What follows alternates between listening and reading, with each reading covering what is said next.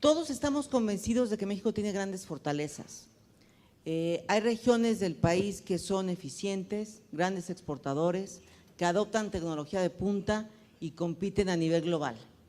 Sin embargo, hay regiones del país que están en economías basadas en el autoconsumo, usando solo recursos naturales, sin conectividad a Internet, lo cual abre una brecha importante en los ingresos de los trabajadores mexicanos.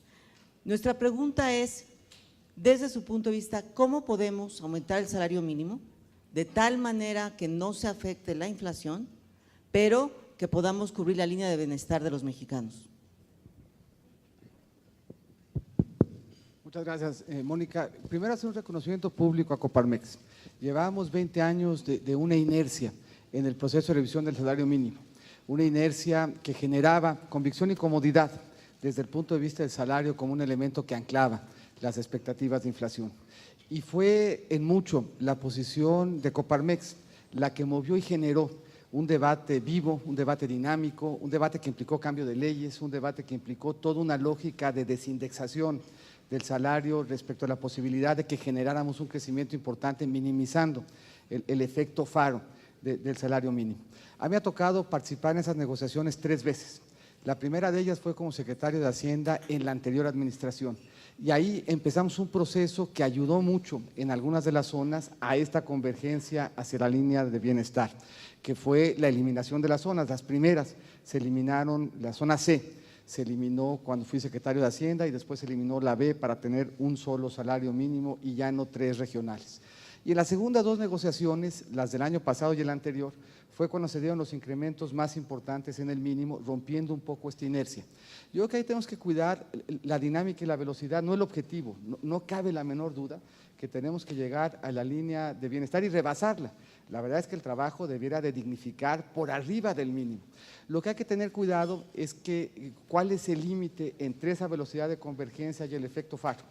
Y nosotros lo que hemos encontrado con pocas observaciones, porque han habido solamente 3 instancias, 3 años en donde el incremento fue un incremento importante, es que sí hay cierta correlación entre la negociación del salario mínimo y las negociaciones contractuales. La negociación contractual las 2 más importantes que hemos visto en los últimos años se dieron en los 2 años previos. Eso quiere decir que sí hay un límite respecto de la velocidad de convergencia sin que genere contagio en el resto de los procesos de negociación contractual, y por eso yo creo que podemos tomar en cuenta lo que hemos visto y que eso que hemos visto no ha generado contagio para más o menos manejarnos con esa velocidad de convergencia a ese objetivo que, insisto, debiera ser no un techo sino un piso en lo que debiéramos aspirar. Ahora, hay temas estructurales que van más allá del salario mínimo. Lo platicamos la anterior vez que estábamos en el AmCham y apunto solamente un dato, punto 2. Hay 2 brechas que tenemos que cerrar en el país. La brecha entre el norte y el sur, que tiene mucho que ver con logística y con infraestructura, sobre todo con gas, y la brecha que hay entre el mexicano que tiene y el mexicano que no tiene. Y ahí el principal elemento diferenciador que tiene que ver con el salario es terminar la preparatoria. Y en México hay 48 millones de ciudadanos que no lo hicieron. Por ahí tendríamos que empezar. Gracias, candidato. Déjeme profundizar un poco más en este tema. Nosotros hemos planteado en Coparmex que siguiendo el acuerdo de CONASAMI del pasado mes de noviembre, en el pasado mes de abril debería llevarse a cabo una nueva revisión para verificar si los indicadores que se tienen ya disponibles del primer cuatrimestre del año nos dan la convicción de que deberíamos de alcanzar por primera vez en muchos años la línea del bienestar, llegar a los 98 pesos con 15 centavos. Nos gustaría, y sobre todo siendo un conocedor de los temas económicos, su opinión sobre si hay las condiciones dadas para que pudiéramos llegar en este momento, y seguidamente también preguntarle cuál es su opinión sobre la forma en que está estructurada, cómo ha venido funcionando la Comisión Nacional de Salarios Mínimos. Nosotros pensamos de que tenemos que encontrar mecanismos mucho más ágiles, que haya más transparencia en las discusiones y que esto pueda permitir que el proceso de definición esté mucho más a la vista de la sociedad. Mira, es poco convincente argumentar con 3 datos, pero son 3 datos los que tenemos que nos contrastan 3 contextos distintos en donde se dio el incremento. En el 2009 el incremento en el salario contractual fue de 4.93%, en el 2017 de 5.78%, en el 2018 de 7.3. Eso quiere decir que hay un límite en términos de la desvinculación entre el salario contractual y el incremento en el salario mínimo. En un proceso en donde tenemos, como se anticipaba, una inflación que empieza a converger de vuelta a los límites que tiene el Banco de México. Así se esperaba que el ajuste vinculado sobre todo con el cambio en el tipo de cambio que se dio hacia principios del 2016 tuviera un impacto de cambio de pesos relativos y la inflación volviese a converger. A mí me parece que es muy importante que dejemos que ese proceso de convergencia se dé. En los últimos 2 quincenas, la inflación sorprendió a la baja, la inflación subyacente se encontraba ya dentro de los límites que tiene el Banco de México, y yo creo que el hecho de que la inflación regrese ya a esa banda nos vuelve a dar oxígeno para revisar y replantear el tema. No insisto en el objetivo que debíamos de tener, que debiera ser que el salario mínimo estuviera muy por arriba de la línea de bienestar. Y vuelvo a insistir, este posicionamiento muy disruptivo de la Coparmex ayudó mucho a cambiar los paradigmas y a movernos a todos a reflexionar mejor. La CONASAMI tiene una virtud, que es que están en la mesa sentados 3 sectores, y eso me parece que vale la pena rescatarlo y preservarlo. El hecho de que tengamos un espacio de discusión en donde se puedan escuchar esas voces es positivo. Yo creo que debíamos de ampliar el mandato de la CONASAMI para que la pregunta estructural que contestar es la que hace Mónica.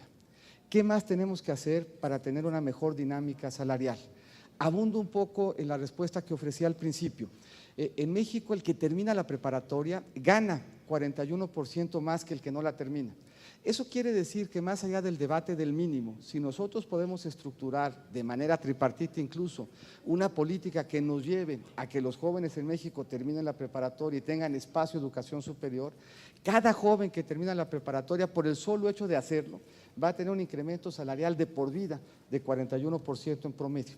Entonces, si la CONASAMI pudiera ayudarnos más allá de solamente reflexionar sobre ese instrumento y nos ayudara a consensar una agenda en donde nos identificara cuáles son los retos logísticos, los retos de capacitación, los retos que necesitamos hacer para cerrar esa brecha entre ese México pujante y próspero y ese México que tiene rezagos importantes, eso le daría, yo creo, más valor y más contenido a la reflexión. Entonces, me parece que debiéramos de ver a la CONASAMI con un objetivo mucho más amplio, que es el que nos oriente a discutir sobre los determinantes de los ingresos más allá del salario mínimo. Muchas gracias, candidato. Pasamos a otra de las dimensiones que están contenidas en el Manifiesto México, que se refiere a finanzas públicas sanas y competitividad fiscal. Para ello, le cedo la voz a Lorena Patterson, consejera nacional. Bienvenida, Lorena. Muchas gracias, presidente. Bienvenido, candidato. Siguiendo el tema del bienestar para todos los mexicanos, sabemos que el gasto público no está logrando impactar el crecimiento económico y cerrar las brechas de desigualdad como debería. Hay graves problemas de eficacia, eficiencia y corrupción. ¿Qué reforma fiscal propones para elevar los recursos disponibles para la inversión pública y para promover la igualdad de oportunidades, la movilidad social y el crecimiento económico acelerado? Y como segunda parte de la pregunta, si estaría a favor de un consejo fiscal independiente, sí o no. Mira, el último punto es un tema en donde hemos tenido diferencias, Gustavo y yo. Me parece que es disruptivo, igual que en el caso del salario, el planteamiento, pero me parece que no es el instrumento ideal. México tiene ya una instancia autónoma en la Cámara de Diputados para evaluar las proyecciones. Yo creo que politizar el debate de las proyecciones no ayuda y México tiene un instrumento más fuerte, que es la Ley Federal de Responsabilidad Hacendaria. Atrás de la preocupación del Consejo Fiscal hay la percepción de que hay espacios de discrecionalidad, espacios de opacidad en el ejercicio del gasto que tendrían que corregirse. Mi impresión es que si eso es lo que queremos hacer, lo hagamos derecho, lo hagamos de frente. No nos compliquemos usando un instrumento que no es el más eficiente. No abramos a un espacio de discusión cuando tenemos claro cuáles son los objetivos que queremos lograr y tenemos claro cuál es el mecanismo. El mecanismo ideal para que México tenga certeza en un manejo de finanzas públicas responsables es la Ley de Responsabilidad Hacendaria. Ahí viene cuál es el objetivo del déficit, cuándo nos podemos desviar, qué tenemos que hacer cuando nos desviamos, qué velocidad tenemos que tener para regresar a alcanzar los objetivos. Y ese es el mecanismo ideal para mandar y reforzar los elementos de control y de transparencia que queramos. El Consejo Fiscal nace en Europa pensando arbitrar una diferencia entre el Parlamento Europeo y los parlamentos locales, que se estima se desviaron de los objetivos que planteó el Parlamento Europeo y se pensaba que una instancia que tradujera eso que pensaba el Parlamento Europeo y le ayudara a los consejos locales a cumplir con ese mandato, podría ayudar y podría ayudar mucho. 3 consejos fiscales siguieron a esa tendencia europea, que fue Chile, Colombia y Perú. En los 3 casos, y de nuevo, sin querer con 3 casos hacer un argumento, se debilitó el marco fiscal después del Consejo. Yo creo que si lo que queremos es fortalecer el marco fiscal, fortalezcámoslo, y fortalezcámoslo por mandato de ley. Eso es lo que le da certidumbre a los mercados y eso es lo que da fortaleza a la convicción que hoy tiene México de que sus finanzas públicas deben ser sanas. Lo que ya sabemos que nos preocupa, codifiquémoslo y pongámoslo directo en la ley y no pasemos por una instancia consultiva que no es vinculante y que por lo tanto pudiera incluso llevarnos a que en algunos momentos se debilitara el marco fiscal cuando lo que debiéramos de hacer es mandar una señal de fortaleza. Hoy vimos una reforma fiscal en Estados Unidos en la dirección de generar espacios de estímulo. Yo creo que una reforma fiscal siempre implica una reflexión sobre base y tasa. Y la que hizo Estados Unidos nos permite tener un marco de referencia para plantear nuestra propia reflexión en una agenda que por construcción siempre es inacabada. Esa ampliación de la base en Estados Unidos va a tener impactos regionales, sectoriales y de distribución. Yo creo que vale la pena que tengamos mesas de discusión para ver si esa es la dirección en la que querríamos movernos. Si acotar la deducción de intereses, acotar la deducción de impuestos locales, acotar la deducción en restaurantes y servicios médicos es realmente la forma mejor de ampliar la base y lograr la disminución de la tasa, y abundo porque seguramente habrá un seguimiento. Gracias, candidato. Como bien apunta, en este tema en particular hemos tenido una diferencia que es natural, que evidentemente desde una organización empresarial tenemos una visión distinta de la que se tiene desde el gobierno y de eso se trata, de contrastar opiniones. Déjeme profundizar un poco en los temas de naturaleza fiscal. En la Coparmex pensamos que parte de la reforma fiscal que entró en vigor a 2014 tuvo una lógica, pero que fue más allá. Que fue, digamos, demasiado exigente para las empresas y que solamente puso al Estado al centro de esta reforma. ¿Qué cambios habría que hacerle de fondo? Y también preguntarle si hay espacio para que a través de un decreto de estímulos fiscales en el corto plazo se pudieran considerar algunos elementos que nos preocupan particularmente. Me refiero a 2 de ellos, que es la depreciación inmediata de las inversiones del activo fijo, sobre todo a raíz de las reforma en Estados Unidos, y también la deducibilidad plena de las prestaciones laborales. Poco matizar, yo no tengo una diferencia respecto del objetivo que plantea la Coparmex, tengo una diferencia respecto del instrumento. O sea, a mí me parece que uno de los elementos que hoy son fortaleza de la economía mexicana y legado de muchos años de trabajo en esa dirección es un buen manejo de las finanzas públicas. Llevamos 20 años trabajando y hoy tenemos un legado de fortaleza en las finanzas públicas que habría que preservar. La diferencia, yo creo, y es importante el matiz, no es en el objetivo último. Yo creo que es bien importante que tengamos finanzas públicas sanas, transparentes, bien gestionadas, en donde cada peso de los impuestos trabaje en la dirección de lograr los objetivos que tenemos. La diferencia que teníamos era cuál era el mejor instrumento para garantizar con toda certeza, cara a los mercados, cara al empresariado, cara a los inversionistas, que México no va a flaquear en materia de finanzas públicas, y me parece que en esta elección ese es uno de los temas que están en la boleta, porque las diferentes propuestas de cada uno de los candidatos tienen un impacto en finanzas públicas distinto. Por eso, a mi juicio, codificar lo que queremos en finanzas públicas en ley, pues nos permite mucha mayor fortaleza hacia adelante. Este año hubo por primera vez en mucho tiempo una desgravación importante. Se ajustó por primera vez en una década la tarifa del impuesto sobre la renta por inflación. Todos los tramos se actualizaron en casi 17%. No habíamos tenido una actualización de ese tamaño en nuestra historia reciente. Déjenme poner en perspectiva eso a qué equivale. Si nosotros hubiéramos dejado la misma tarifa, ese sacrificio fiscal nos hubiera podido o nos hubiera permitido bajar la tasa del 30 al 28. Desde el punto de vista de competitividad del marco fiscal, se dio una evolución muy importante. Y yo creo que podíamos profundizar en 2 medidas que también encuentran convergencia.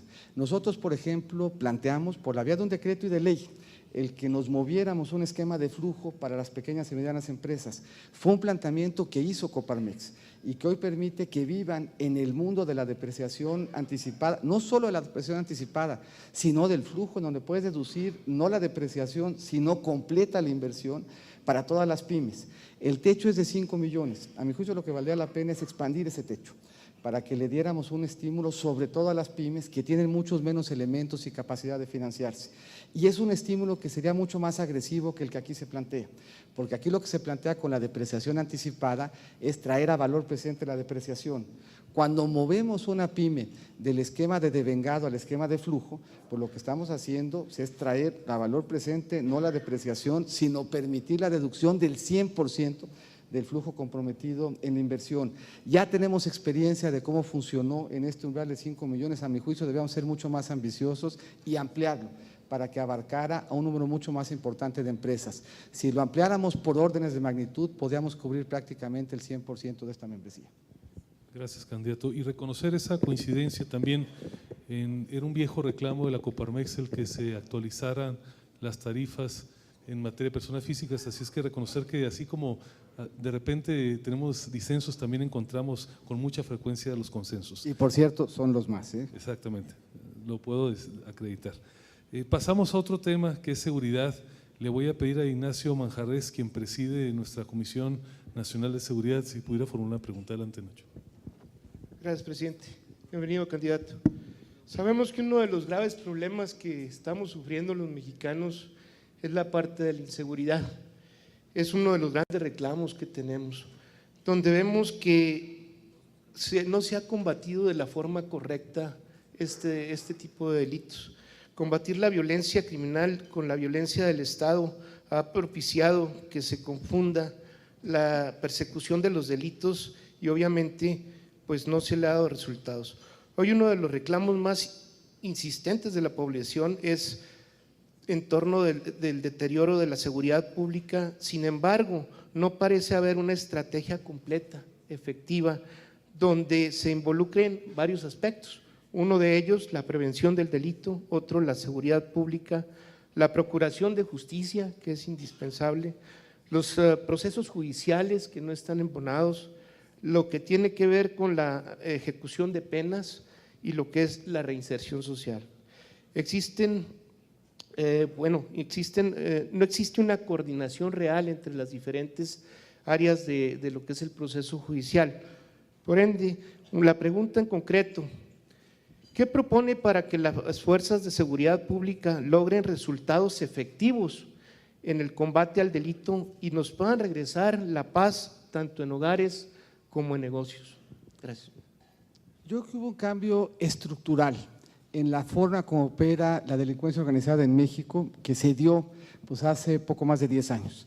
Empezamos a tener una delincuencia organizada que no solamente traficaba drogas y que por lo tanto quería controlar una línea, una carretera, sino que empezaba a meterse al tráfico de armas, al tráfico de personas, que empezaba a meterse al huachicoleo, al robo, al secuestro, a la extorsión, y que pasó de querer controlar una línea a querer controlar un área, incluso disputando el control político del territorio con la autoridad. Ese cambio estructural no ha sido enfrentado por un cambio estructural del Estado de la misma magnitud. Y es un cambio estructural que el Estado tendría que tener por lo menos 3 dimensiones. Una primera es la prevención, pero con una magnitud que solamente hemos hecho en México en Juárez. Cuando Juárez llegó a tener 220 homicidios por cada 100,000 habitantes y se convirtió en una de las ciudades más peligrosas del planeta, hubo un despliegue masivo de prevención en Juárez que involucró a los 3 niveles de gobierno, al sector civil y a la sociedad civil y al sector privado, todos pensando qué tenían que hacer en prevención para reconstruir el tejido social. Y eso pasó por hablar de fútbol y los Indios de Juárez y su permanencia en primera división, pasó por parques y espacios públicos, pasó por educación y evitar la deserción de los jóvenes. Esto es una agenda de prevención mucho más masiva de lo que hemos hecho, que tendría que ser el primer pilar en el que trabajáramos. Hay un segundo pilar, que es el de la disuasión. En la disuasión juega el control de las armas. En México tenemos un número muy importante de armas que bajo algunos estimados es equivalente el que tiene la delincuencia organizada que el que tiene el ejército canadiense. Nos es muy difícil con el marco jurídico actual quitarle el dinero a la delincuencia organizada. Nos hace falta mucho más inteligencia, transporte público seguro, nos hacen falta cámaras. La disuasión como estrategia es un tema que tenemos que hacer con una escala mucho mayor que la que tenemos. Doy un par de parámetros. En el 2006 teníamos 6,000 policías federales. Hoy tenemos 36,000, ni los 6,000 ni los 36,000. alcanzan para el problema que tenemos por delante. Pero lo más importante es la rendición de cuentas. Lo más importante es el combate a la impunidad. En México se resuelven solamente 3 de cada 100 denuncias. Mientras no haya consecuencias cuando se viola la ley, no vamos a poder avanzar en materia de generar la seguridad que de nosotros se espera. Ahora, ¿por qué ha sido tan difícil que tengamos consecuencias? Apunto solamente un tema y si tengo oportunidad abundo. No tenemos un código penal único. Eso quiere decir que si tuviéramos una Policía Nacional, como aquí se ha sugerido, se va a quedar corta porque Nuevo León, Tamaulipas, Chihuahua y Coahuila definen la extorsión de manera distinta. De hecho, Nuevo León ni siquiera la tipifica. Si tuviéramos un código penal único en los delitos que generan violencia, entonces sí, podríamos investigarlo desde la Federación, ampliar la capacidad investigadora del Estado y policías y ministerios públicos hablarían el mismo lenguaje dándonos mejores resultados. Gracias, candidato. Profundizo un poco.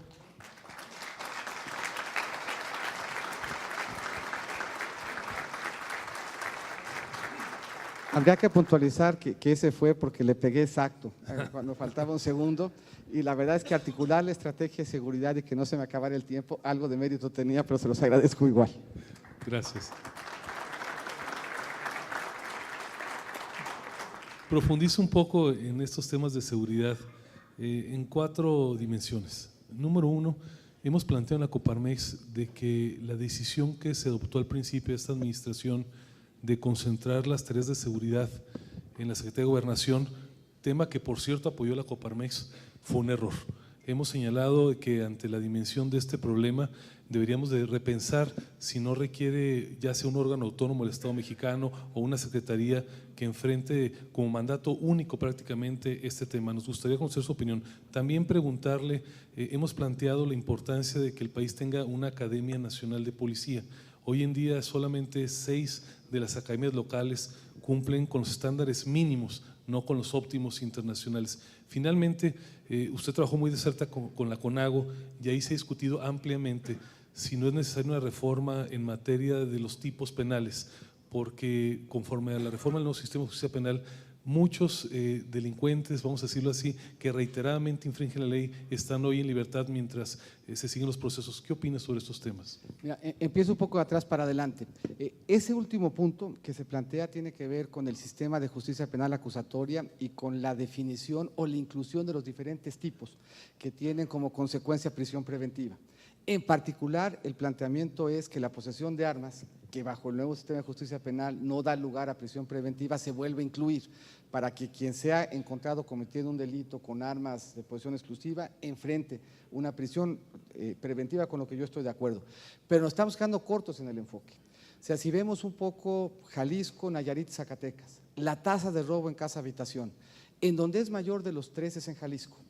Y si revisamos por qué Jalisco respecto a Zacatecas y Nayarit y Jalisco compartiendo en mucho el ecosistema hasta turístico, es porque en Jalisco se castiga con menor severidad el robo de casa habitación que como se castiga en Nayarit y en Zacatecas.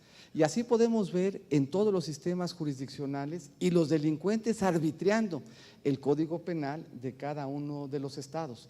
Por lo menos en los delitos que implican violencia debiéramos de ponernos de acuerdo. No un parche al sistema de justicia penal acusatoria, que debiéramos de hacerlo igual, sino una reforma profunda en donde no caigamos en el ridículo que tenemos hoy en el país de que el delito depende de dónde se comete.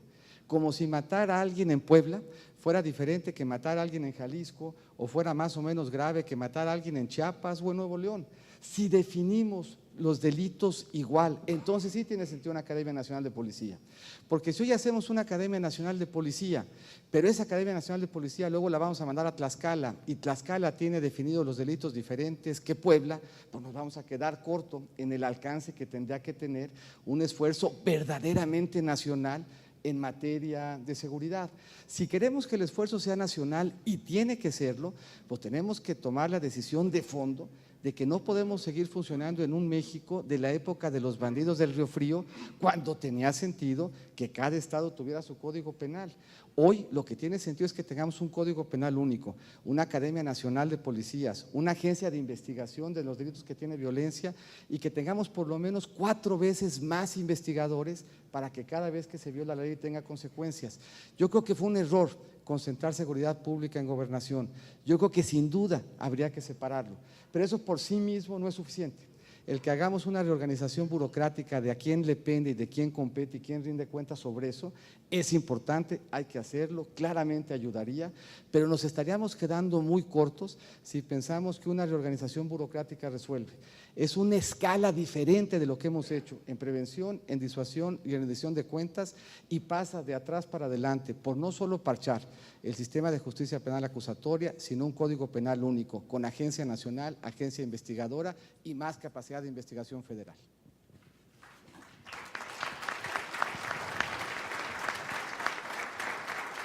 Gracias, candidato. Pasamos a un tema que nos apasiona y nos interesa en la Coparmex, que es la educación. Y sobre ello le voy a pedir a Mauro Garza, quien preside el Centro Empresarial de Jalisco, si pudiera formular una pregunta. Gracias, presidente. Candidato, bienvenido. Hacía mención usted, 48 millones de jóvenes no han terminado la preparatoria. Hoy el problema continúa porque 4 de cada 10 jóvenes entre 15 y 18 años no están en las aulas. Y adicional a eso, cuando evaluamos a nuestros jóvenes al terminar la secundaria en pruebas internacionales, pues somos el último lugar dentro de los países miembros de la OCDE. Tenemos un problema, necesitamos trabajar con los maestros. ¿Cuál es su propuesta para poder transitar claramente hacia un modelo educativo que permita ese igualador social que tanto necesitamos? La educación es sin duda la llave de todos los demás derechos. La educación nos da elementos para salir adelante, para resolver problemas complejos, para tomar mejores decisiones. Y tan funciona la educación que aun con las deficiencias que apunta Mauro, hoy el que termina la prepa vive 5 años más que el que no la termina. Eso quiere decir que el sistema educativo formal sí le está dando instrumentos que le están permitiendo tener una mejor calidad de vida, tomar mejores decisiones, estar mejor preparado para incorporarse al mercado laboral formal. El mayor retorno a la inversión en educación se da en la educación temprana. Eso quiere decir que nosotros tendríamos que aspirar a tener estancias y guarderías de tiempo completo y con alimentación, preescolar y primaria de tiempo completo y con alimentación, con maestros y alumnos evaluados, con tecnología y con pedagogía, para que estemos ciertos que le estamos dando los mejores elementos. Por cierto, en un plazo bastante más breve del que nos imaginamos, los polacos hicieron una reforma parecida a la nuestra y pasaron de ser coleros en la OCDE a media tabla en un espacio de 5 o 6 años. Eso quiere decir que una reforma que pone a los niños al centro, que le da a los maestros los elementos que necesitan de capacitación inicial y continua, que permite incorporar tecnología e idiomas a las aulas, funciona y funciona bien. Ahora, más allá de la primaria y la secundaria, en donde casi tenemos ya cobertura universal, nuestro gran reto en la siguiente administración es convertir a México en un país de preparatoria y sí o sí hacer el esfuerzo necesario para que no haya deserción. Cuando hay deserción la hay por 3 o 4 razones. O está mal la infraestructura y hay que corregirla, o está lejos la infraestructura y hay que dar un apoyo al transporte o densificar la infraestructura, o hay un problema en el hogar que no está siendo cubierto con la beca que estamos dando, o hay un problema en la calidad del proceso educativo que no da esperanza de que eso se va a traducir en mejor esperanza de vida. Tenemos ahí que tener becas de transporte, becas de manutención, intervenciones en la familia, revisar la densidad de la infraestructura, pero sobre todo reconocer que en un México tan desigual no hay una sola solución. Tenemos que hacer un diagnóstico caso por caso para ver cuál es la mezcla de instrumentos de política pública que eviten que el mexicano salga del sistema de educación formal antes de terminar la prepa y que permitan que después de terminada tengan la garantía de acceso a la educación superior. Y ahí podemos aprovechar modelos duales, en donde tengamos diálogo entre las aulas y las fábricas, modelos híbridos, en donde eduquemos a través de las aulas y descentralizadamente a través de mejores espacios tecnológicos. Pero tenemos que hacer algo más. Esos 48 millones de mexicanos hay que irlos a buscar y hay que darles a todos y cada uno de ellos los elementos que les permitan la incorporación al sector formal. Regreso a la CONASAMI. ¿Dónde estamos estructuralmente atorados en el país desde el punto de vista de productividad? No estamos cumpliendo ni con el flujo ni con el saldo de los mexicanos que no recibieron del gobierno y de la sociedad las mejores oportunidades en materia de educación. Hay que ir por ellos y hay que cumplirles. Gracias, candidato. Hemos hablado aquí sobre todo de los retos de la educación básica, de la educación media, pero poco hemos dicho hasta este momento de la educación superior. Usted como secretario de Hacienda conoce muy bien la problemática que implica la debilidad presupuestal, sobre todo en la educación pública. ¿Qué hacer para corregir esta grave problemática que pone en riesgo, digamos, la sustentabilidad de esas instituciones? Y por otro lado, recientemente se renovó el Instituto Nacional de Evaluación Educativa. ¿Cuál es su visión sobre la forma en que ha cumplido su mandato? ¿Qué más debiera hacer hacia adelante? De nuevo, de atrás para adelante, lo que no se evalúa no se puede medir y lo que no se mide no puede mejorar. La evaluación, por lo tanto, tiene que ser un elemento central en nuestra política educativa, pero así como la evaluación y con la misma centralidad, tendría que jugar un papel la capacitación. Nosotros lo que hemos planteado es que así como se creó un instituto de evaluación, se cree un instituto de capacitación para los docentes, que nos permita primero que de las normales salgan con excelencia, pero que la educación continua le permita al maestro estar permanentemente vigente en lo que de él se ocupe. Por lo que la misma centralidad que la evaluación tendrá que tener la capacitación para que se vayan retroalimentando y vayan caminando una junto a la otra, midiendo, evaluando y mejorando de manera permanente. Hay una revolución en lo educativo que podemos aprovechar y que anticipaba yo al principio, sobre todo en preparatoria y en educación superior. La tendencia en la forma de aprender en educación superior y en preparatorias es cada vez más social, cada vez más cooperativa, cada vez más participativa y cada vez más descentralizada. Entonces tenemos la posibilidad de generar economías de escala muy importantes con tecnología para acercar de manera híbrida soluciones de educación a los jóvenes. Y para acercar también de manera mixta alternativas de empleo, de capacitación y de educación que nos aseguren pertinencia en nuestros espacios educativos. Hay que fortalecer a las instancias de educación superior de manera corresponsable. En México, y es una pregunta que van a hacer más adelante, reformamos el sistema de pensiones del sector privado, del sector público, de las entes descentralizadas, nos faltan las universidades. Ahí tenemos que dar un apoyo para que resuelvan su problema, pero como en las otras tres reformas, tiene que ser un apoyo en donde todos pongan, en donde sí hay un apoyo federal con impuestos, pero también hay un apoyo por la vía de reformar los sistemas pensionarios para que la pensión no termine con la viabilidad financiera de las instancias de educación superior. Si nos vamos acompañando, igual que los demás sistemas pensionarios, podremos darle viabilidad a la educación superior. Pero como nunca estamos en la posibilidad de masificar el acceso a educación superior, cooperando, dialogando, poniendo en diálogo también a las instancias educativas. Cada vez es más cooperativa esa instancia, cada vez podemos y debemos darle más flexibilidad, pero al hacerlo podemos aprovechar economías de escala y generar una menor presión presupuestal al tiempo de acompañar las alternativas que tenemos que ofrecerle a los jóvenes. Uno de los esfuerzos más importantes que se hizo recientemente fue el Tecnológico Nacional. 240 planteles, 670,000 estudiantes, el 80% de ellos los primeros en la historia de su familia en acceder a educación superior, el 80% ganando en promedio 3 veces más de lo que ganaban sus papás. De ese tamaño es la importancia de la apuesta que tenemos que hacer en educación superior. Gracias, candidato. Pasamos a la siguiente dimensión de estos diálogos que tiene que ver con el desarrollo regional. Para ello le voy a pedir a Ricardo Zaragoza, quien preside la Confederación de Asociaciones de Agencias Aduanales, miembro de Coparmex, que pueda formular la pregunta. Bienvenido, Ricardo. Gracias, presidente. Bienvenido, candidato. Mientras las economías de algunos de los estados del país crecen incluso hasta 2 dígitos, las de otros decrecen. Por otra parte, la pobreza y el bienestar social presentan también grandes diferencias a nivel gremial, regional. ¿Qué diagnóstico daría de este problema y mencione algunas acciones que permitirán reducir las brechas de crecimiento entre los estados? ¿Cómo detonaría el potencial de las diversas regiones del país? Gracias. Yo fui secretario de Desarrollo Social. Es un tema que conozco bien, que me apasiona y que me parece que es el principal cambio desde el punto de vista de estrategia de crecimiento que tenemos que hacer. México tiene que cerrar 3 brechas y si cerramos esas 3 brechas vamos a tener una mejor plataforma de crecimiento hacia adelante. Tenemos que cerrar la brecha entre norte y sur, tenemos que cerrar la brecha entre hombre y mujer y tenemos que cerrar la brecha entre el mexicano que hoy tiene oportunidades y el mexicano que no estén incluido en esas oportunidades. Si nosotros lleváramos los 3 estados del sur para que tuvieran el mismo ingreso que los estados promedio, eso implicaría en una década sumar más o menos 3 o 4 décimas del PIB de crecimiento. Si nosotros lográramos una sociedad no solamente paritaria como somos, sino igualitaria en términos de la participación de la mujer, le sumaríamos más o menos medio punto del PIB al año al crecimiento de esta economía. Y si nosotros lográramos un proceso de inclusión que permitiera que todos estuviéramos por arriba de la línea de bienestar mínimo, eso le subiría al país más o menos otras 3 o 4 décimas de crecimiento anual. Esto quiere decir que tenemos en potencia, por la vía de la inclusión, más de 1 punto de crecimiento adicional por año.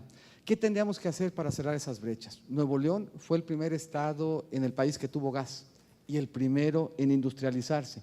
Chiapas no tiene gas.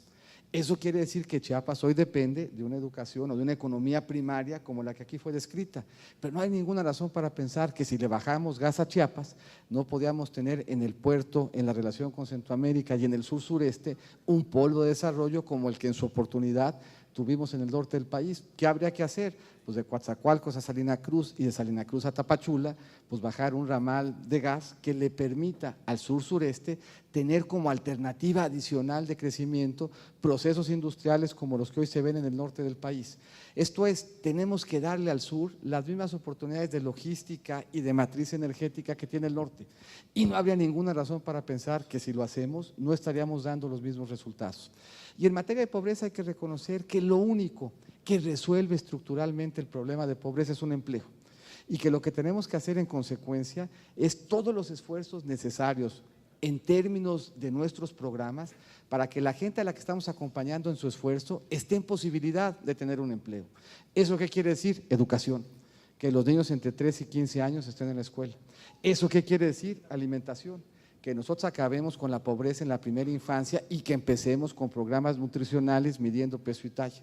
¿Eso qué quiere decir? Servicios en la vivienda. No podemos aceptar un México en donde 12 millones de personas viven en una casa que se calienta con leña. ¿Eso qué quiere decir? Salud. No podemos tener una circunstancia en donde el sistema de salud falle cuando más lo necesitamos, que es cuando la perdimos. Si empoderamos a los mexicanos a ejercer sus derechos, tendremos un país más próspero y que crezca más. Gracias, candidato.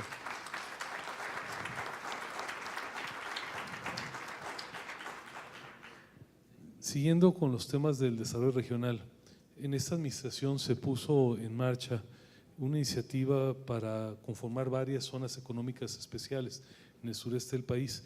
Nos gustaría su opinión sobre el avance que este programa, qué más podría hacerse. También conocer su opinión sobre si en el país se requieren otras zonas económicas que respondan a distintas lógicas. Nosotros hemos planteado, por ejemplo, una iniciativa de un corredor central donde se agrupen conforme a sus vocaciones los estados de San Luis Potosí, de Guanajuato, Aguascalientes, Puebla, que han tomado a raíz del TLC ciertas destrezas, digamos, como región. También preguntarles si habría que pensar alguna zona con ventajas diferenciadas en la frontera norte del país. Yo estoy absolutamente de acuerdo con el enfoque, con la visión y con el programa.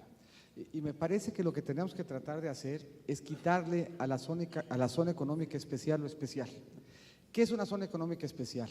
Es un perímetro en donde tenemos seguridad, si eso debiera ser algo que tuviéramos todos, que tuviera libre conflictividad en la tenencia de la tierra, esa debiera ser una aspiración universal. En donde tuviéramos un ejercicio de planeación de cuál es la infraestructura que necesita para salir adelante, eso deberíamos de hacerlo siempre. En donde tuviéramos la posibilidad de acercarle recursos financieros públicos y recursos financieros privados, eso también debiera ser algo que tuviéramos una aspiración general. En donde le damos un paquete también de estímulos fiscales. En el mundo vemos diferentes tipos de zonas económicas especiales. Vemos zonas económicas como la de Manaus en Brasil, que se parece a lo que queremos hacer en Puerto Chiapas en Chiapas. Pero Hong Kong es una zona económica especial.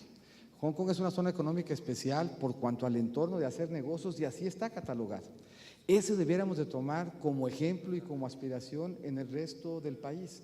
Claramente la zona norte, claramente Tijuana, es una zona económica especial, en donde tenemos que reconocer que tener una ventanilla única ayudaría, que tener planeación en los cruces fronterizos y en la infraestructura ayudaría, que tener el soporte para los puertos y los aeropuertos ayudaría, que el tener todo un esquema de agilidad y de planeación de infraestructura sería fundamental. Entonces, no tenemos por qué concentrarnos en un modelo de zona económica especial, sino que tenemos que reconocer primero que hay algunos elementos que hoy son especiales que debiéramos de aspirar a generalizar. Y segundo, que hay zonas económicas especiales para todo, desde Hong Kong hasta Manaus, desde Chiapas hasta Tijuana, y que por lo tanto debiéramos de aprovechar la zona económica especial incluso como una especie de laboratorio. El hecho, por ejemplo, de que obliguemos por ley a que la zona económica especial tenga una ventanilla única, debiera de terminar de convencernos pues, de que una ventanilla única tiene sentido para generar desarrollo y debiera de llevarnos en consecuencia a que hagamos una verdadera tala regulatoria y que tengamos en México un entorno en donde en todo el país tengamos una ventanilla única y en donde en todo el país hagamos vigente el derecho que tienen los empresarios a un entorno en donde la regulación sea la mínima y la indispensable, en donde no solamente no le quitemos un peso por arriba del que viene marcado en ley, sino que no le quitemos un minuto por arriba de lo que tendría que dedicarle a su negocio, a su ambición, a su vocación y a su papel social, que es generar empleo y desarrollo. Hoy las zonas económicas nos permiten ese aprendizaje y nos debieran de permitir gran flexibilidad para que funcionen en diferentes geografías del país y gran aprendizaje para ver qué es lo que de hoy es especial debiera de dejar de serlo para que sea parte del entorno en el que hacemos negocios en México. Gracias, candidato. Déjenme compartirles una anécdota. Cuando apenas tenía unas 3 semanas de nombrado secretario de Desarrollo Social, el secretario, me lo encontré y le pregunto, ¿cómo te va en tu nueva responsabilidad? Y me dice, bueno, estaba dejando la Secretaría de Relaciones Exteriores. Y me dice, bueno, me bajé del jet y me subí al jeep, ¿no? Eso habla un poco del cambio de las responsabilidades. Pasamos a otra de las dimensiones de este diálogo que tiene que ver con las oportunidades por un México incluyente. En Coparmex nos interesa desde siempre impulsar la economía de mercado siempre con un rostro humano, poniendo por delante de todo este esfuerzo social a la persona. Y le voy a pedir a Federico Pozas, quien preside el Centro Empresarial de Nuevo León, que nos pudiera preguntar al respecto. Gracias, Gustavo. Bienvenido, candidato.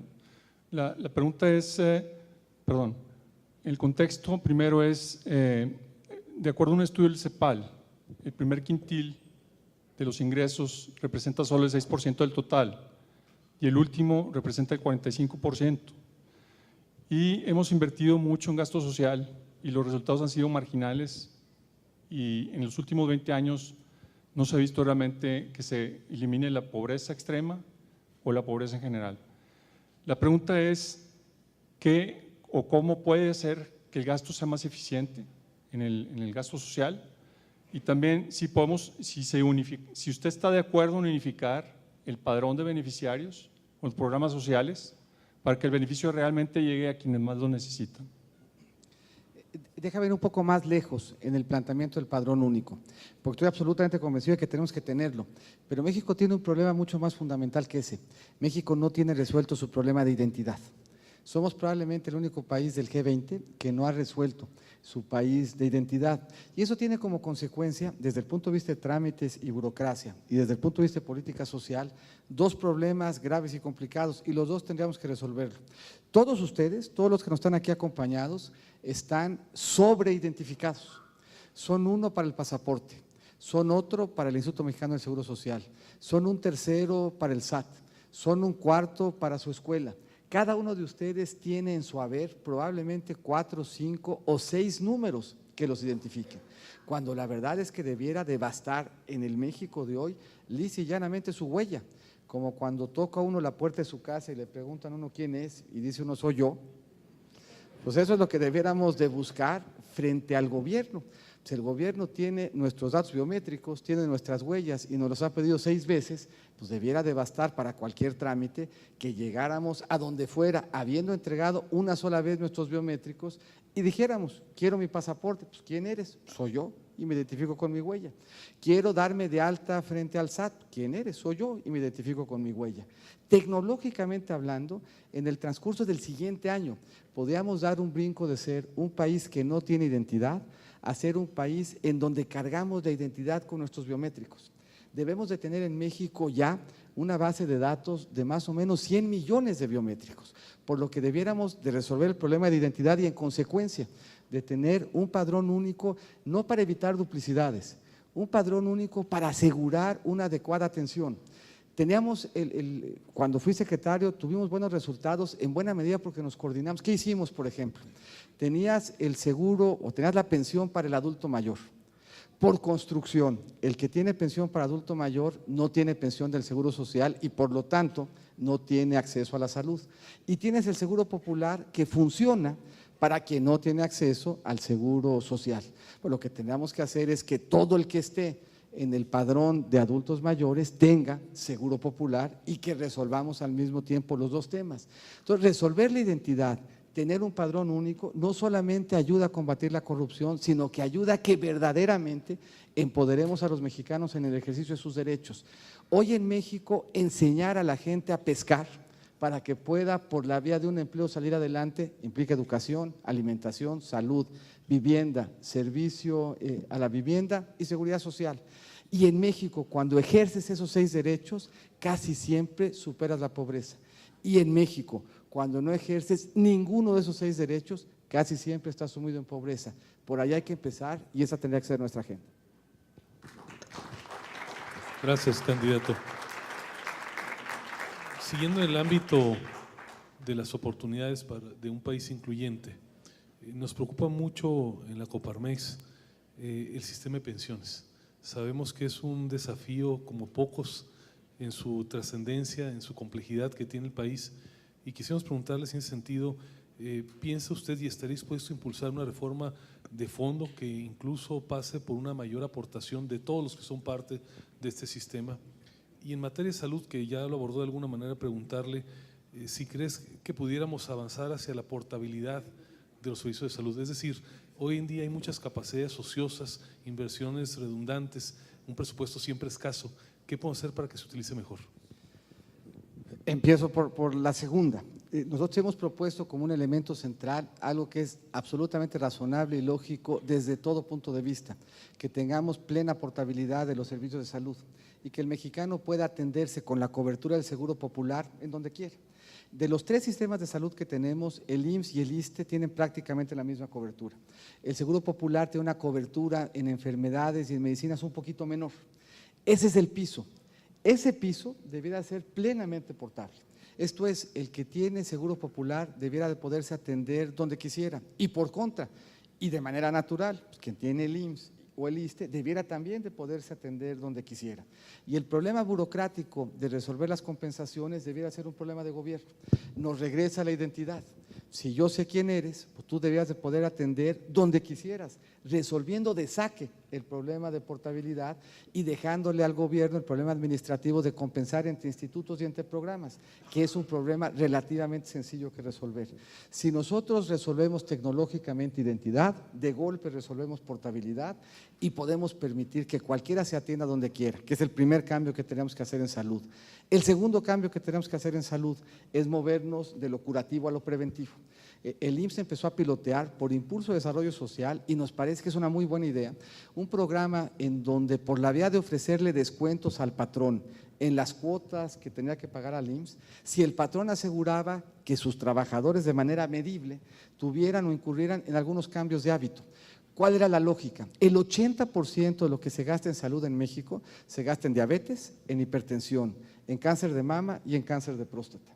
Si cambiamos la conducta de detección en las últimas 2 y el estilo de vida en las primeras 2, pudiéramos abatir dramáticamente el gasto que tenemos en salud y mejorar drásticamente la calidad de vida. En el tema pensionario, estoy absolutamente de acuerdo. Lo pensionario tiene 2 pilares, un pilar voluntario y un pilar obligatorio. Antes de pensar en incrementar las cuotas, a mi juicio, debiéramos de reordenar el pilar obligatorio para asegurarnos que todo lo que se está aportando se convierte en flujo pensionario. Hoy tenemos y aportamos 2% en una subcuenta de ahorro para el retiro, pero la retiramos en una sola exhibición. Aportamos a la subcuenta de retiros, cesantía de edad avanzada y vejez, más una cuota social que sí se traduce en flujo pensionario. Aportamos 5% a la subcuenta de vivienda, que a veces es flujo pensionario, a veces una sola exhibición y a veces vivienda. Si sumamos todo lo que aportamos, ya nos acercamos mucho a la OSD. ¿Qué tendríamos que hacer? Asegurarnos que eso se convirtiera en flujo pensionario, tener un pilar de ahorro voluntario robusto, y si esos dos no son suficientes, revisar qué más tendríamos que hacer. Pero tendríamos que empezar reordenando lo que ya tenemos para asegurar que de veras se traduzca en flujo pensionario, y eso debería ser suficiente para ponerle un piso a la tasa de reemplazo que nos permitiera enfrentar la vejez con dignidad. Gracias, candidato. Me toca a mí abordar uno de los temas que más preocupa en la Coparmex, y estoy seguro que en todo el país, creo que no hay ningún foro donde no le cuestionen al respecto, que tiene que ver con la fragilidad del Estado de Derecho. El problema que tenemos en el país y que se manifiesta, ya abordamos hace un rato inseguridad, pero que también se traduce en temas de impunidad, en temas de corrupción. Desde luego que son muchas las dimensiones de esta problemática.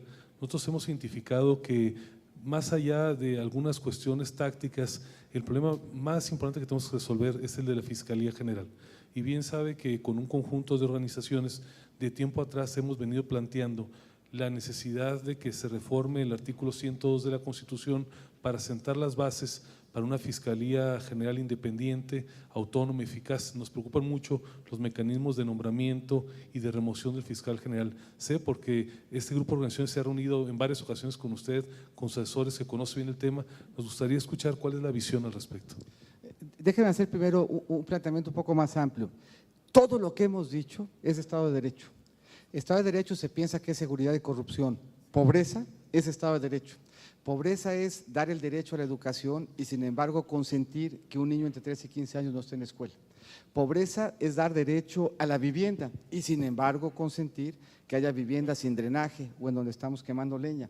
Eso quiere decir que si nosotros quisiéramos resumir la elección en un solo planteamiento, el planteamiento es Estado de Derecho, porque el Estado de Derecho es transversal a la seguridad, a la corrupción, a la pobreza y al entorno para hacer negocios.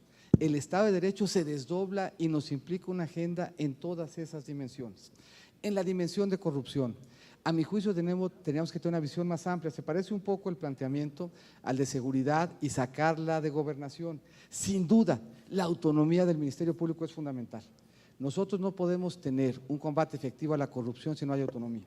No podemos tener un combate efectivo a la corrupción si no estamos dispuestos a cortar el cordón umbilical entre el Ejecutivo y el trabajo del Ministerio Público, que tiene que tener absoluta protección en términos de su autonomía, pero tenemos que hacer más. Tenemos además que garantizar la autonomía, movernos de la declaración patrimonial a la congruencia patrimonial. Y eso quiere decir que lo que declare sea consistente con mis ingresos y sea consistente con cómo vivo. Y eso es algo que se puede auditar y revisar. Y si estamos frente a un funcionario público que no solamente es consistente lo que declara con lo que efectivamente ingresa, sino que además los dos son consistentes con cómo vive, estamos frente a la presencia de un funcionario público honesto. Si en cambio estamos frente a un funcionario público en donde lo que dice que tiene no coincide con el registro público de la propiedad o lo que dice que ingresa no coincide con su calidad de vida, pues estamos frente a un funcionario público que lo menos que tiene que hacer es ofrecer muchas explicaciones. ¿Qué necesitamos? La autonomía que aquí se ha planteado, pero necesitamos además congruencia patrimonial y no solo declaración patrimonial, pero necesitamos además, como en el caso de seguridad, una buena ley de extinción de dominios. Hoy parte del reto de perseguir al funcionario público corrupto es que se puede defender con el patrimonio mal habido.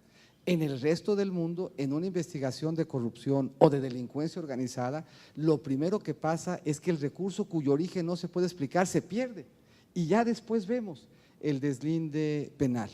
Y un cuarto elemento que es la transparencia, que es probablemente el elemento más importante de todos. Aquí debiéramos de ser capaces de darle seguimiento a la planeación reflejada en el presupuesto y al presupuesto reflejado en un contrato, y el 100% del tiempo, para el 100% de los contratos, debiéramos de poder ver a quién se le dio, bajo qué condiciones, con qué mecánica de asignación y con qué precios. Y esos cuatro elementos son los que encontramos que explican un país que destierra a la corrupción de una política de uno que no lo hace. Gracias, candidato.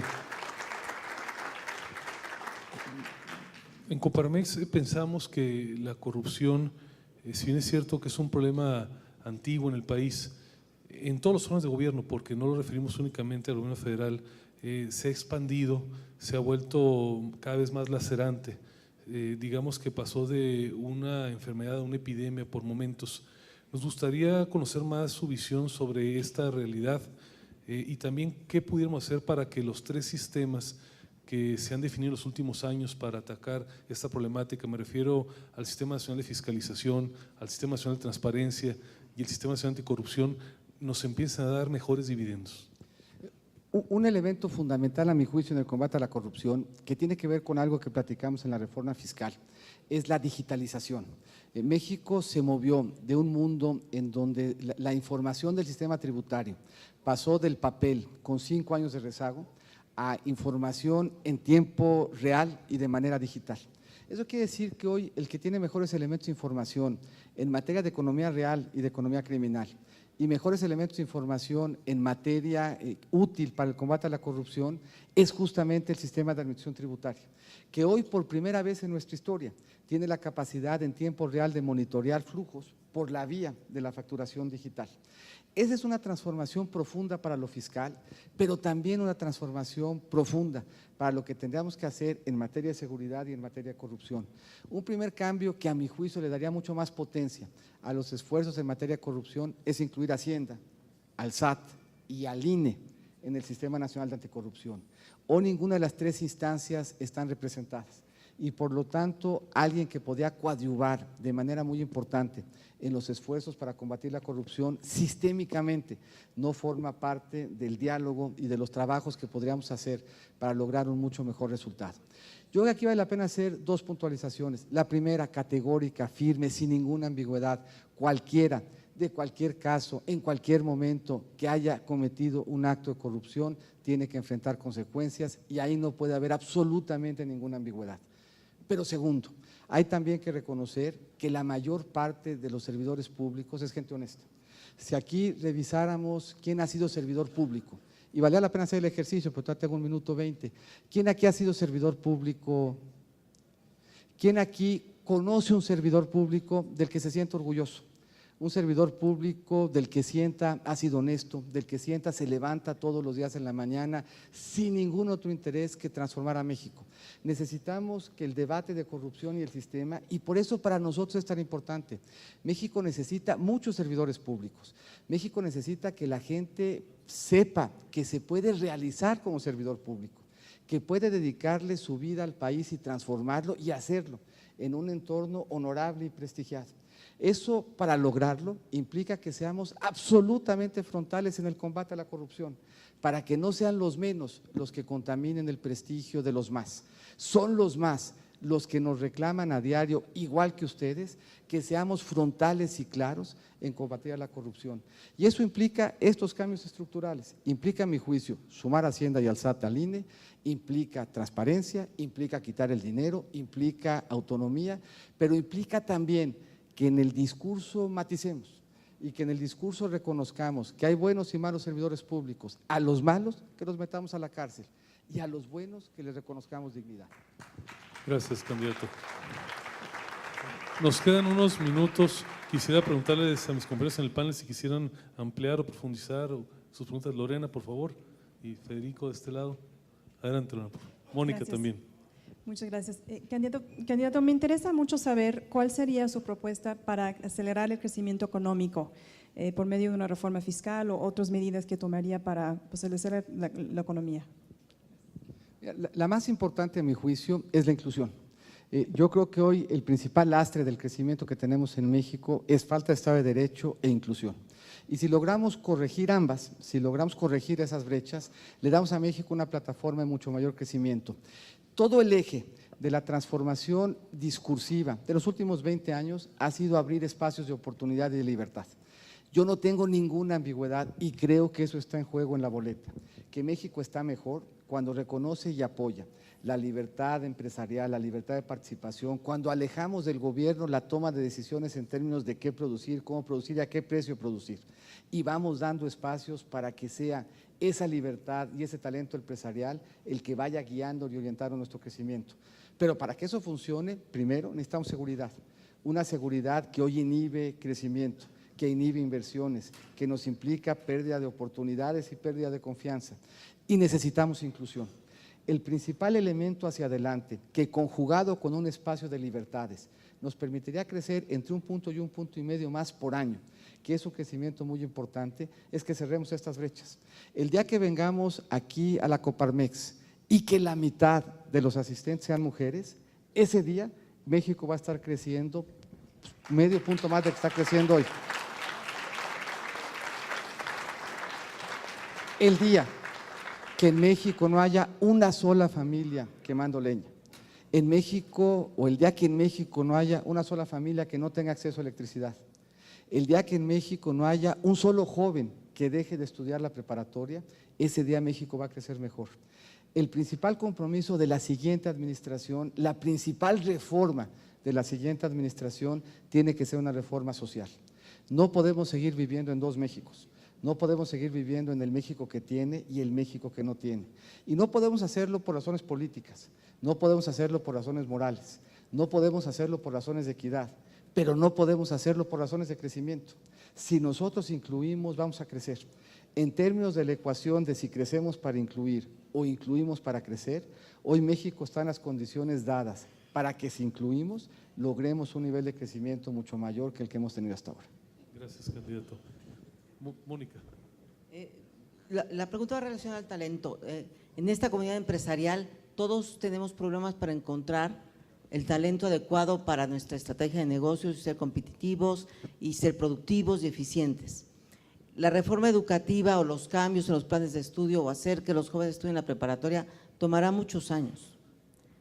Desde su perspectiva, ¿qué tendríamos que hacer en el corto plazo para cerrar la brecha en formación de talento en la era digital, donde estamos hablando de que las casas tengan electricidad o gas y el mundo va a otra velocidad y tenemos que ser competitivos ahí en los próximos años? Fíjate que discrepo un poco en términos de la velocidad. Hay un problema de saldo y hay un problema de flujo. México es un país en donde la mitad de la población tiene menos de 27 años.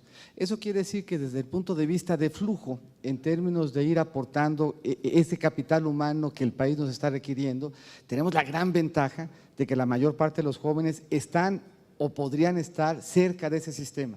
Y que nuestro problema no es dejar que se nos vayan, nuestro problema es acabar con la deserción, nuestro problema es hacer ese trabajo sí o sí para que esos jóvenes de menos de 27 que hoy tenemos tan a la mano desde el punto de vista de darles los mejores elementos y los mejores instrumentos para ser exitosos, ahí están. Y voltear a ver a los otros jóvenes y no tan jóvenes también se puede hacer con velocidad. ¿Qué hicimos en Cedesol? Que es un tema que hicimos además en diálogo con muchos de ustedes. Nos volteamos a ver, lo platicamos con Gustavo en su oportunidad, a las jefas de familia de Prospera. La mayor parte de ellos no tuvieron oportunidad de terminar primaria, secundaria o preparatoria, pero la mayor parte de ellas sacaron adelante a sus hijas, a sus hijos, incluso al grado de que terminaron la educación superior. Esas mujeres tienen los conocimientos de secundaria y de preparatoria como para poder ser parte de quienes ofrezcan su talento. Y el derecho a la educación tiene dos dimensiones, el derecho a adquirir los conocimientos y el derecho a que te los certifiquemos para que te puedas presentar frente a tu empleador y decir, yo sí tengo estas capacidades. En el ejercicio que hicimos con las jefas de familia de Prospera, certificamos en un año a 1.2 millones de jefas de familia que en donde nosotros les habíamos fallado, la vida les había dado esos conocimientos. Y el trabajo que estábamos haciendo con muchos del sector empresarial era decirles, voltéenlas a ver, porque aquí hay un espacio de talento que podemos aprovechar para incluir. Y si a eso sumamos que hoy la tecnología y la flexibilidad del modelo educativo me deja entrenar y tener un modelo de educación dual aprovechando la flexibilidad que nos dio la reforma laboral y me deja aprovechar mi infraestructura tecnológica y física para de manera híbrida educar y de manera masiva acercar conocimiento, el catch-up que podríamos hacer en términos de talento es un catch-up que puede ser bastante vertiginoso. Y cierro aquí con una reflexión. Buscar talento es difícil en el sector empresarial y también en el sector político. Por eso, cuando tengan enfrente de sí talento, hay que votar por él. Una última pregunta de Federico Pozas.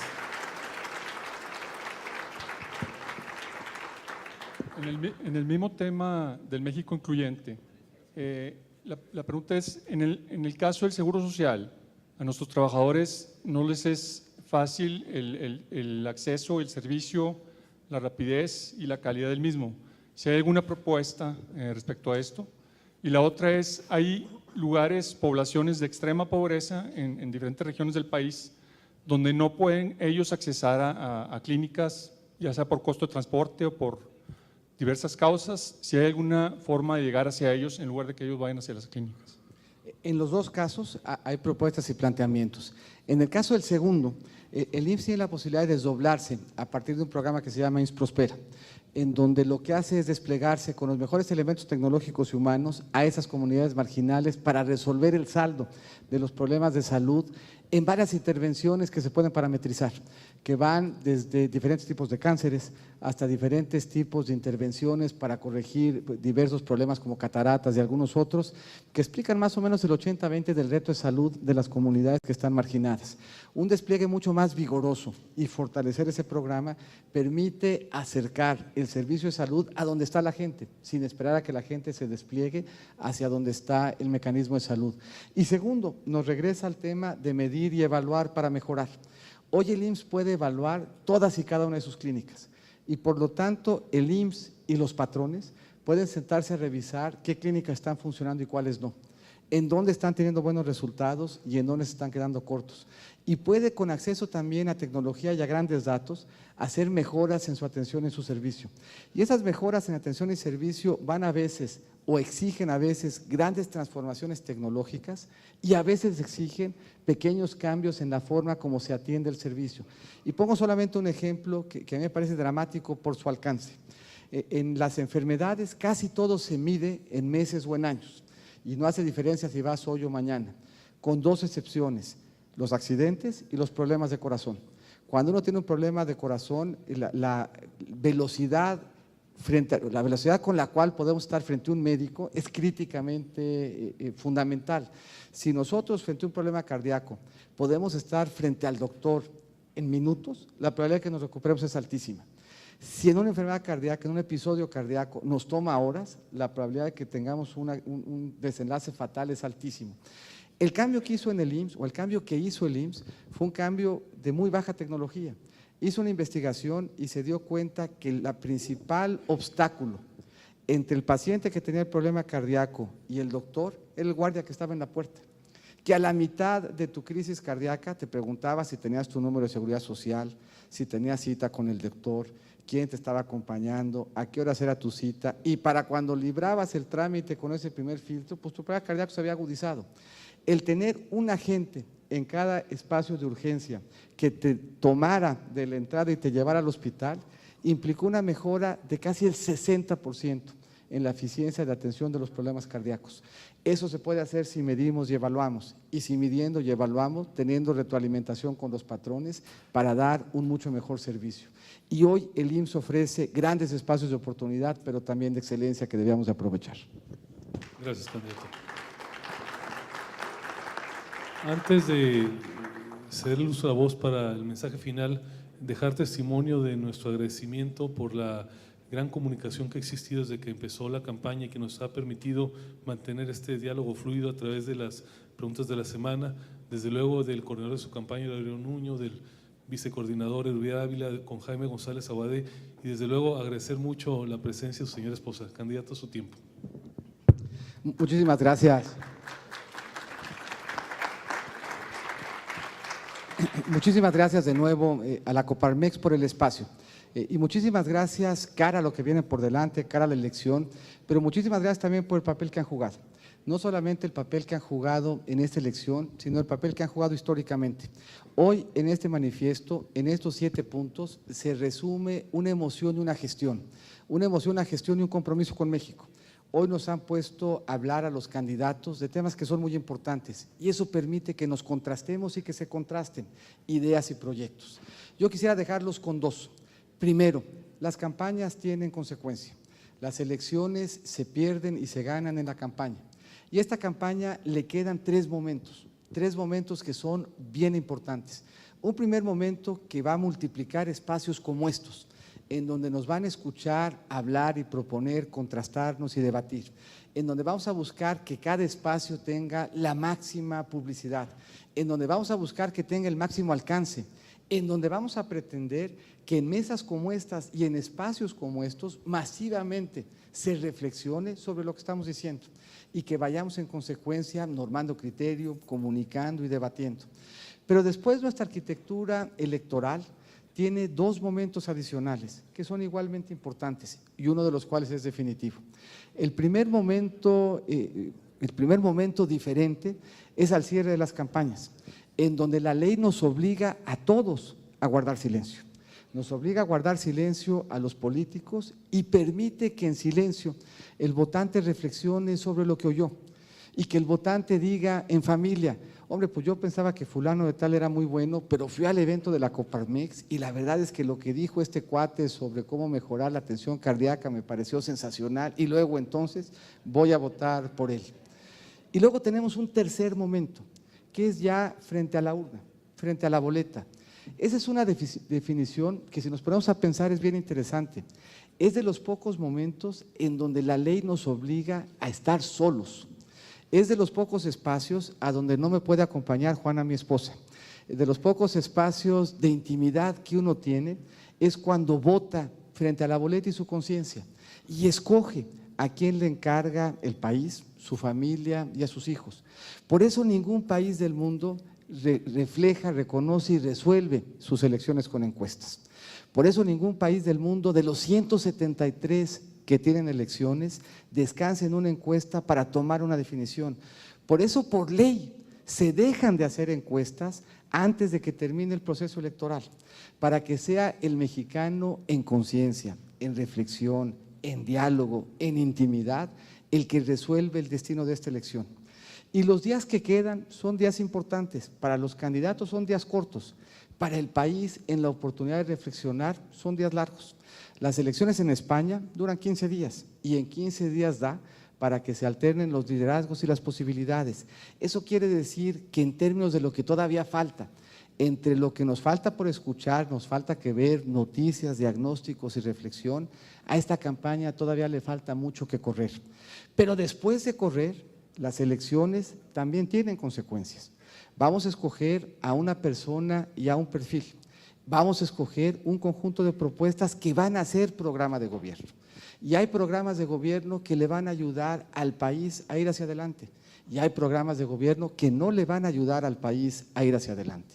Y los contrastes en ejercicios como el que hizo Coparmex son contrastes relevantes. Aquí hablamos, por ejemplo, en materia de seguridad, de lo importante que es que hayan consecuencias, que tengamos 3 pilares, pero que reforcemos el pilar en donde no abramos espacios de impunidad. Si contrastamos esa propuesta con otra, en donde al centro de la estrategia de seguridad está una amnistía, pues lo probable es que si optamos por ese programa de gobierno, pues tengamos como consecuencia más inseguridad y no menos. Esta elección al final va a ser una elección sobre confianza y sobre futuro. Yo estoy absolutamente seguro que seremos capaces de convencer y de convocar a este proceso de reflexión para que en el balance que hagamos en familia y en la decisión que tomemos en la intimidad, entre el futuro y el pasado, escojamos al futuro. Y entre la confianza y el riesgo, votemos por darle a este país confianza. Y estoy absolutamente cierto de que en esta boleta el que refleja futuro y confianza soy yo y les pido que me ayuden. Muchísimas gracias.